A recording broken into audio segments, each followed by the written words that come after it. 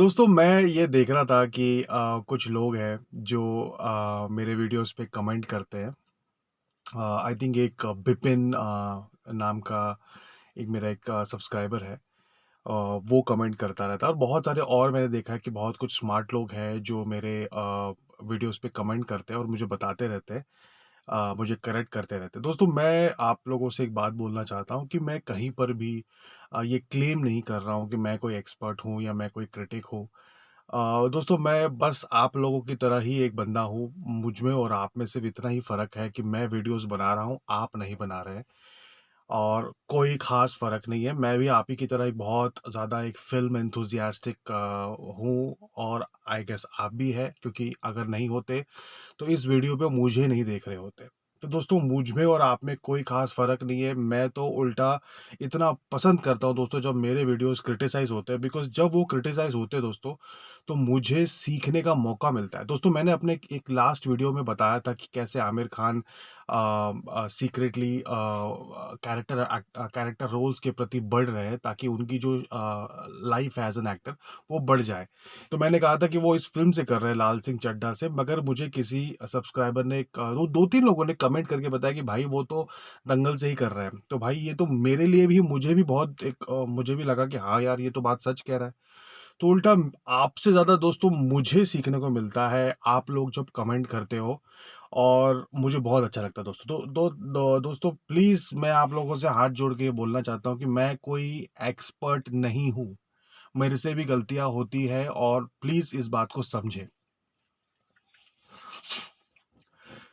दोस्तों आज का जो वीडियो है ये थोड़ा-सा कॉम्प्लिकेटेड है और इस वीडियो को समझाने के लिए आमिर खान की जो ये जो एक एक जो मेरी ऑब्जर्वेशन है उसको समझाने के लिए मैं संजय लीला भंसाली का एक एग्ज़ाम्पल लूँगा, ताकि मैं इस ये जो मेरे माइंड में जो कॉम्प्लिकेशन है ये मैं समझा पाऊँ आपको, क्योंकि इतना आसान नहीं है। तो दोस्तों मुद्दा है क्या?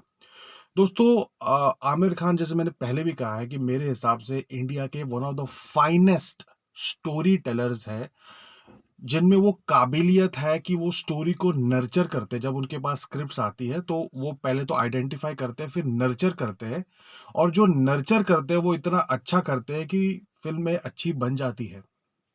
मगर दोस्तों इसमें एक छोटा-सा कैच है, इसमें थोड़ा-सा एक इश्यू है। इश्यू क्या है? मैं आप लोगों के साथ ये शेयर करता हूँ। आप मुझे बताइए सही बोल रहा हूँ, गलत बता रहा हूँ। मगर इसको पहले ध्यान से सुनिए ज़रा। मुझे ज़रा 2-3 मिनट दीजिए, सुनिए मैं क्या बोल रहा हूँ, फिर रिएक्ट करिए।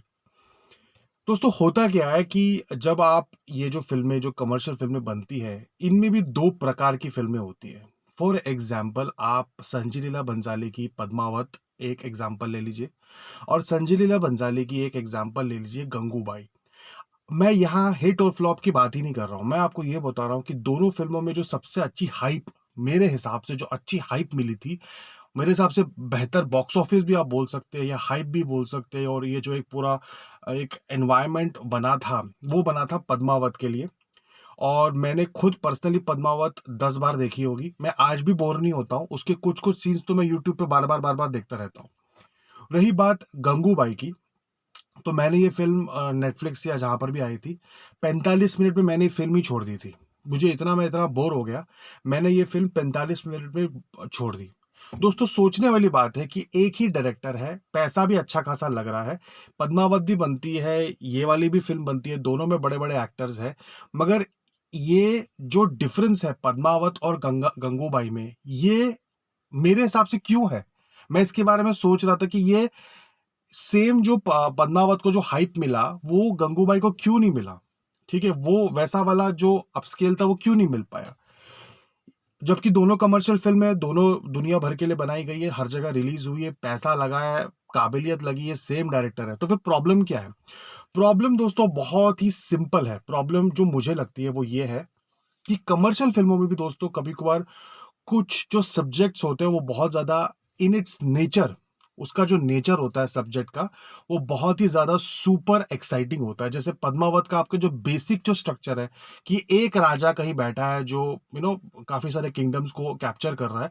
उसको मालूम पड़ता है कि एक बहुत ही दुनिया की सबसे सुंदर एक स्त्री है जिसने किसी से शादी करके किसी किंगडम में वो बैठी है, और ये इतना एक्साइट हो जाता है और उसको लगता है कि उसका जो अगला जो भविष्य है, जो उसकी जो आने वाली संतानें हैं, जो भविष्य है, वो तभी बन पाएगी जब वो उसको कैप्चर करेगा या उसको उसको भी हासिल करेगा। और वो निकल जाता है इस जर्नी पे कि कैसे वो वहां जाता है, कैसे वो उससे लड़ता है, और वो कैसे वो उसको पाता है, नहीं पाता है। मगर ये जो बेसिक जो स्टोरी लाइन है, ये इसके कोर फॉर्म में, इसके जो नेचर में ही ये इतना ज्यादा सुपर एक्साइटिंग है। जब इसके ऊपर एक ग्रेट डायरेक्टर लाइक भंसाली काम करते हैं, उस पर जब पैसा फूकते हैं लेफ्ट राइट सेंटर और अपनी पूरी काबिलियत लगाते हैं, तो वो बहुत ज्यादा ब्लूम करता है लाइक अ फ्लावर। ठीक है। वहीं जब सेम डायरेक्टर एक फिल्म बनाते हैं गंगूबाई जैसी, जिसका बेसिक जो जो 45 मिनट्स मैंने ही जो झेली फिल्म, उसका जो बेसिक स्टोरी लाइन क्या था मैं आपको बोलता हूँ कि एक, with all the due respect to जो ये जो काम करती है औरतें, ये बहुत बड़ा मतलब बहुत मुश्किल काम है ये, मैं उनको पूरी रिस्पेक्ट देता हूँ। दोस्तों, ये जो कहानी है वो एक धंधे वाली की कहानी है, जो जो दिखाया जाता है कि कैसे वो वहां पर फंसती है, जो कि कुछ नया नहीं है, और कैसे वहां के जो लोकल इलेक्शंस है रेड लाइट एरिया के, उसमें कैसे वो क्लाइम अप करके वो पूरा लैडर चढ़ती है। तो ये पूरा का पूरा स्टोरी लाइन था, जिसमें मुझे समझ में नहीं आया कि क्या ऐसी नॉवेल्टी है या क्या उसमें ऐसा इंटरेस्टिंग है कि आप मुझे बता रहे हो। मतलब संडे के दिन बैठ के मुझे अब ये देखना है, with all the due respect to जो ये काम करते हैं। अब मैं ये देखने के लिए बैठा हूँ संडे के लिए, संडे के दिन अपना काम धंधा छोड़ के थिएटर में जाके हम ये अपेक्षा रखते हैं कि मैं ये सारी कहानियां देखूंगा। तो बॉस, मुझे तो इंटरेस्ट नहीं। उसके ऊपर से जो गंगूबाई का जो कॉन्सेप्ट है, ये अपने आप में एक सैड कॉन्सेप्ट है। ये इन इट्स नेचर, मैं कहना यही चाहता हूँ कि इन इट्स नेचर एक सैड कॉन्सेप्ट, और सैड कॉन्सेप्ट जो होता है ना, वो कभी भी इतना मैसिवली ब्लूम नहीं कर सकता है अगर उसके पीछे बहुत बड़ा एक जो डायरेक्टर है, उसकी काबिलियत उतनी ग्रेट है। अब आप देखिए दोस्तों, जब भी बंसाली एक सैड फिल्म बनाते हैं, जैसे उनकी गुजारिश देख लो आप, फिर एक उनने सावरिया, आप उसकी भी बात करी, फिर जो उनकी जो पहली फिल्म थी नाना पाटेकर के साथ, आप ये सारी फिल्में देखो दोस्तों, डायरेक्टर तो वही है, मगर वो वाला हाइप या वो हाइट नहीं अचीव कर पाए। मगर जहां इन्हें एक्साइटिंग टॉपिक्स ले लिए, जैसे देवदास एक ड्रंकर्ड की कहानी है, एक ड्रंकर्ड की हारने की कहानी है। ठीक है।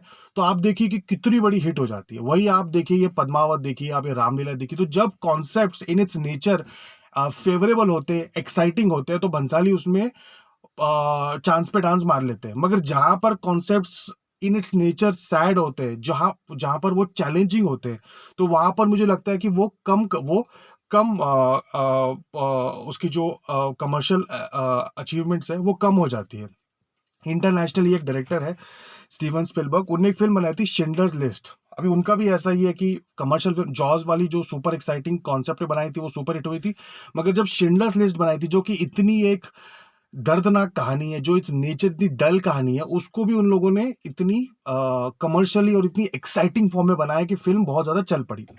अब दोस्तों, जब ये पूरी राम कहानी मैंने आपको समझाई है, इसमें एक और चीज है, मैं लास्ट चीज ऐड करना चाहता हूँ बंसाली के लिए, कि आई फील कि वो तभी सक्सेसफुल हो पाते हैं बंसाली, जब वो एक्साइटिंग टॉपिक्स पे फोकस करते हैं, जब वो अपने पर्सनल दर्द को लोगों तक लेके आते हैं, या जब वो अपना ये जो सैड कॉन्सेप्ट्स को लेके आते हैं, तो मुझे लगता है कि इतना उसको अप्रिसिएशन नहीं मिल पाता। तो ये मैंने आपको पूरा फ्रेमवर्क, पूरा मेरा जो थॉट है वो बताया। अब आते हैं आमिर खान पे। तो दोस्तों, अब आप आमिर खान को देखिए कि क्योंकि वो हिंदुस्तान के वन ऑफ द बेस्ट, क्योंकि इसमें राजकुमार हिरानी का भी नाम आता है, भंसाली का भी नाम आता है, क्योंकि हिंदुस्तान के one of the top best वो स्टोरी टेलर्स है, स्टोरी की समझ है। तो वो मुझे कभी कभार लगता है कि दोस्तों, उनका जो फोकस होता है, वो प्रीडोमिनेंटली हमेशा एक्साइटिंग टॉपिक्स के पास ही होता है। वो बहुत ही केयरफुली और सेलेक्टिवली सिर्फ और सिर्फ एक्साइटिंग एक्साइटिंग एक्साइटिंग एक्साइटिंग और एक्साइटिंग, जो अपने नेचर में ही एक्साइटिंग है, उन्हीं टॉपिक्स को उठा के उन्हीं को नर्चर करते हैं।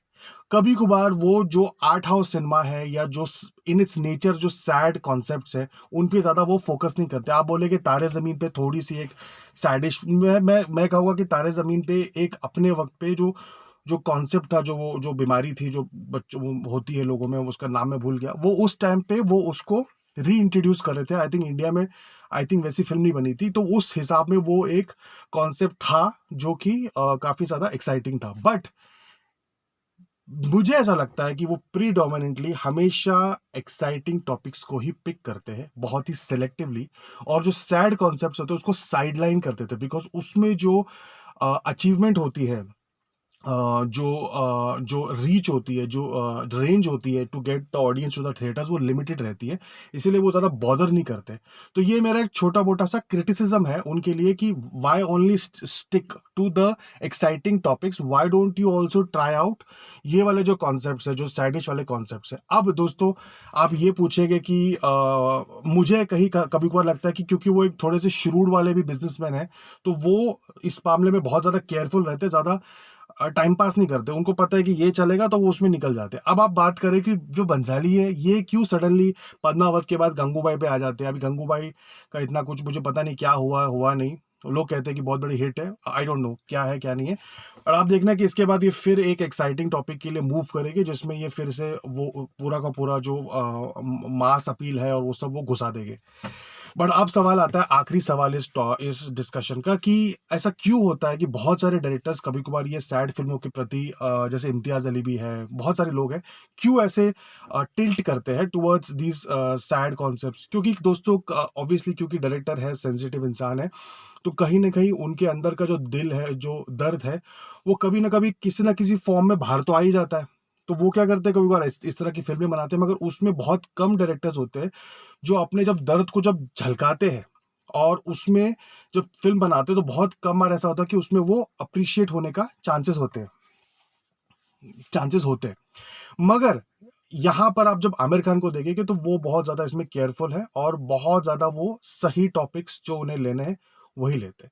तो दोस्तों, ये था आज का मेरा व्लॉग, जहाँ पर मैंने ये जो एक एलिमेंट है इसको मैंने आप तक, आपके माइंड तक लाया है। प्लीज़ इसको आप समझिए और मुझे बताइए कि आप लोगों को क्या लगता है, बिकॉज़ मैं जानने के लिए बहुत ज़्यादा क्यूरियस हूँ कि आप इसको कैसे लेते हैं? क्योंकि मैं इसको लेता हूँ फ्रॉम अ वेरी टैक्टिकल और अ श्रूड बिज़नेस कॉन्सेप्ट, कि आप किन चीज़ों को, आप किस चीज़ को टारगेट करोगे, किस चीज़ को टारगेट नहीं करोगे। मगर आपको क्या लगता है, आप इसको किस तरह से लेते हैं? प्लीज़ मुझे कमेंट्स बताइए। Thank you so much guys for watching my video. Thank you so much.